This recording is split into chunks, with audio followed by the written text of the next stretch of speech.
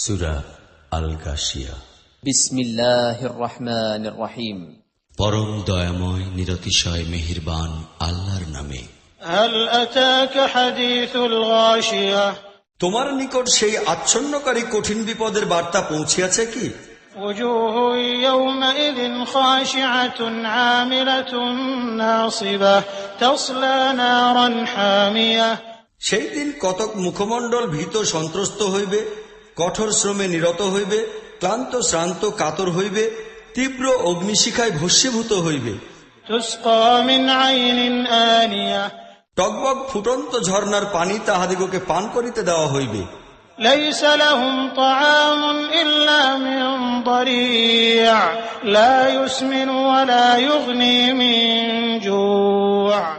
কাঁটাযুক্ত শুষ্ক ঘাস ছাড়া অন্য কোন খাদ্য তাহাদের জন্য থাকিবে না, যাহা না পরিপুষ্ট বানাইবে না ক্ষুধা নিবৃত্ত করিবে।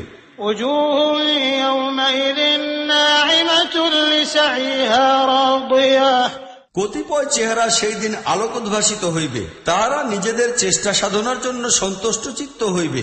ফি জান্নাতিন আলিয়া, সমুচ্চ মর্যাদা সম্পন্ন জান্নাতে অবস্থান করিবে। লা তাসমাউ ফিহা লাগিয়া, কোন বাজে কথা সেখানে শুনিবে না। ফিহা আইনুন জারিয়া, সেখানে ঝর্ণাধারা প্রবাহমান থাকিবে।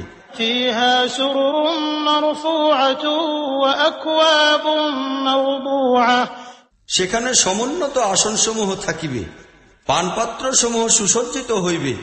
ওয়া নামারিকু মাসফুফাতুন ওয়া যারাবিয়্যু মাবথুথা, গির্দা বালিশসমূহ সারিবদ্ধ থাকিবে এবং সুদৃশ্য মখমলের বিছানা পাতানো থাকিবে।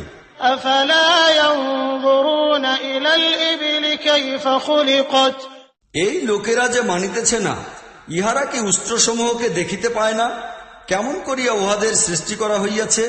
ওয়া ইলাস সামাই কাইফা রুফিআত, আকাশমণ্ডল দেখে না, কিভাবে উহাকে সুউচ্চে স্থাপন করা হইয়াছে। ওয়া ইলাল জিবালি কাইফা নুসিবাত ওয়া ইলাল আরদি কাইফা সুতিহাত, পর্বতমালা দেখে না, কিরূপে সেইগুলিকে শক্ত করিয়া দাঁড় করিয়া দেওয়া হইয়াছে।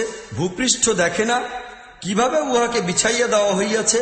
ফাযাক্কির ইন্নামা আনতা মুযাক্কির, সে যাহাই হোক, হে নবী, তুমি উপদেশ দিতে থাকো, কেননা তুমি তো একজন উপদেশদাতা মাত্র।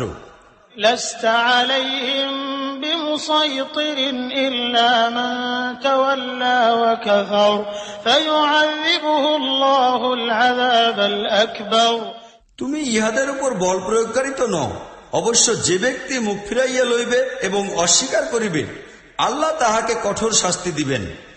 ইন্না ইলাইনা ইয়াবাহুম থুম্মা ইন্না আলাইনা হিসাবাহুম, তাহাদিগকে তো আমাদের নিকট প্রত্যাবর্তন করিতে হইবে, অতঃপর তাহাদের হিসাব গ্রহণ আমাদেরই দায়িত্ব।